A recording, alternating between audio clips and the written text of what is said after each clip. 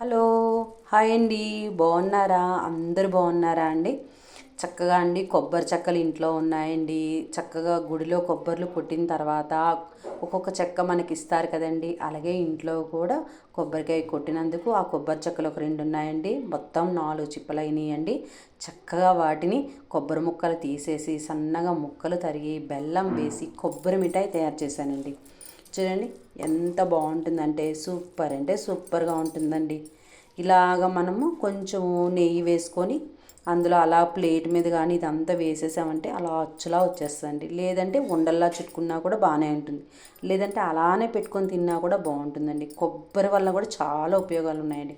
కొబ్బరి అన్ని కూరల్లో వేసుకోవచ్చండి, స్వీట్స్ చేసుకోవచ్చండి. కొబ్బరిని పాల్లా కూడా చేసుకొని మనము రైస్ చేసుకోవచ్చు. కొబ్బరి అన్నం అంటాం కదండి, దాంట్లో వేసుకోవచ్చు, బిర్యానీలో వేసుకోవచ్చు.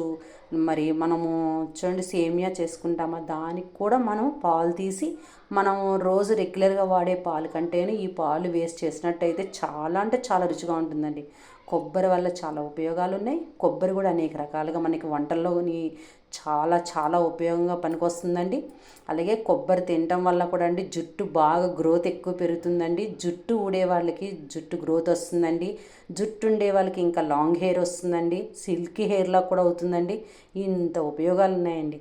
అందుకే మనము ప్రతిదీ కూడా దేనివల్ల ఏమొస్తున్నాయని అనుకునేటప్పుడు అవి కంపల్సరిగా వారానికి ఒకసారో రెండుసార్లు తెచ్చుకొని ఏదో రకంగా ఒక కూరగాయల్లో వేసుకోవటమా, స్వీట్లలో వేసుకోవటమా, లేదంటే అలాగే తింటమా అనేది మనం ఆలోచించుకొని తిన్నట్లయితే మనకి కొంచెం బాగాలేదు బాగుంది అని అనుకోకుండా ఇలాంటి తినడం వల్ల ఏంటంటే చాలా ఆరోగ్యంగా ఉంటామండి. అలాగే బెల్లం ఉందండి. బెల్లం వల్ల ఎన్నో ఉపయోగాలండి. బ్లడ్ మనకి ఐరన్ వస్తుంది. తర్వాత ఏంటంటే మనకి బాగా స్ట్రెంగ్త్ వస్తుంది. మరి ఇవన్నీ కావాలంటే మనకి ఏ ఆహారం వల్ల ఏం వస్తున్నాయో చూసుకొని కంపల్సరీ తెచ్చుకొని మీరు కూడా తినండి, మేము కూడా తింటాము, అందరం హ్యాపీగా ఉందామండి. ఓకేనండి, థ్యాంక్ యూ అండి, బాయ్ అండి.